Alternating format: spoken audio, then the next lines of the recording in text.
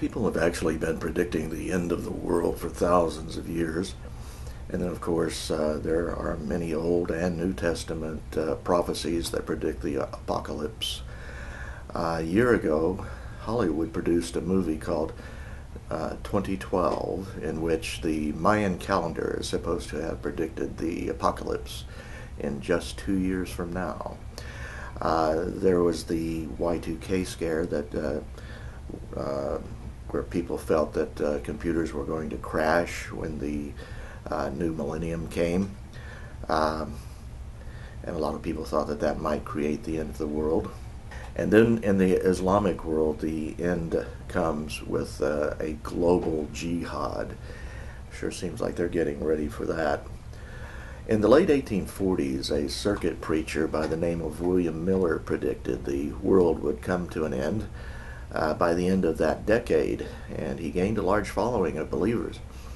When the end of the world did not occur, Miller's followers did not abandon their faith, but grew stronger, eventually founding the Seventh-day Adventist Church.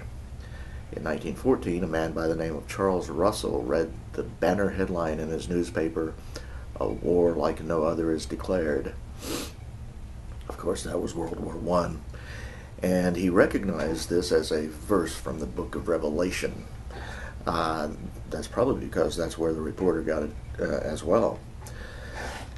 Anyway, Russell declared that the end was near, and that this generation would not pass away until the second coming occurred. Russell further declared that as soon as his church, the Jehovah's Witness Church, reached 144,000 members, Christ would come back. That generation did pass away, though, and the church has greatly exceeded that number of members, 144,000, and his false prophecy was swept under the carpet by the Jehovah's Witness Church.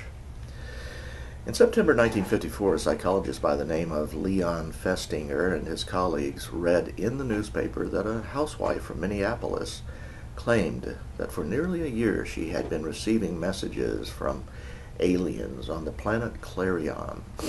She told the press that on December 21st, a flood would sink the North American continent, and all but a chosen few would perish.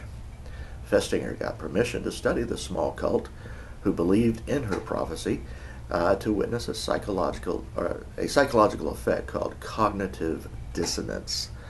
This effect occurs when a person buys into a belief and then is later proven completely wrong, but still maintains the core belief.